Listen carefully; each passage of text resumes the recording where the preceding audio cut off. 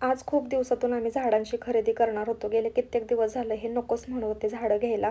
कारण जेव्हा outdoor plant घेते ना, त्यावेळेस ते सगळे खराब होत आहेत. पण इनडोअर प्लांट्स खूप छान होत आहेत किंवा छान ग्रो करतायत. म्हणून आम्ही ठरवलं की आज नर्सरीमध्ये जाऊन ना छान अशी झाडं घेऊन येऊयात. रिझन असं होतं की आमच्या इथल्या ताई आहेत ना, तिथंच नर्सरीमध्ये जॉब करतात. तर त्यांनी बोलावलं होतं आम्हाला, म्हणून म्हटलं चला दोन्ही पण कामं होऊन जातील. आणि तिथं गेल्यानंतर ना मी पहिली झाडं शोधायला घेतली. एवढी छान छान झाडं होती ना, इतकी व्हरायटी होती काय सांगायलाच नको. आणि मी माझ्या लाईफमध्ये पहिल्यांदाच एवढी मोठी नर्सरी बघितली असेल. तिथं झाडं बघितली. एवढं छान वातावरण झालं होतं ना, असं वाटत होतं की तिथून यायलाच नको घरी. एवढं छान वाटत होतं. फायनली एक झाड सिलेक्ट केलं आणि हे पण झाड आम्हाला फ्रीमध्ये भेटलं.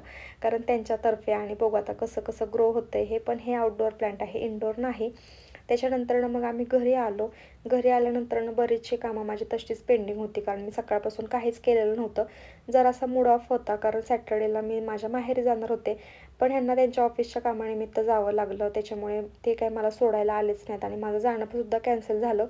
त्या ह्याच्यात मी काहीच कामं केली नव्हती. मग घरी आल्यानंतरनं कामं आवरली पटपट आणि मग संध्याकाळची दिवाबत्ती करून घेतली.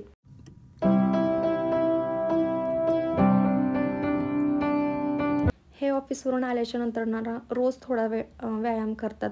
जेणेकरून दिवसभर जो काही कामाचा थकवा असतो तो जातो आणि माइंडसुद्धा फ्रेश होतं. आणि हे प्रत्येकालाच गरजेचं आहे आत्ताच्या चालू लाईफमध्ये तरी.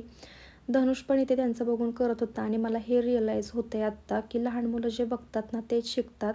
आपणच त्यांना आपलं ज्ञान दिलं पाहिजे असं मला वाटतं. इथं त्यांचंच बघून सेम कार्बन कॉफी करत होता आणि एवढा छान एक्झरसाइज केला आहे म्हटल्यानंतरनं त्यांना पौष्टिक जेवण दिलंच गेलं पाहिजे ना, म्हणून इथं अंड्याची भुर्जी आणि बाजरीची भाकरी असं जेवण बनवलेलं होतं. चला भेटूया तू त्याच्या व्हिडिओमध्ये. फॉलो केलं नसेल तर पटकन फॉलो करा. Bye bye.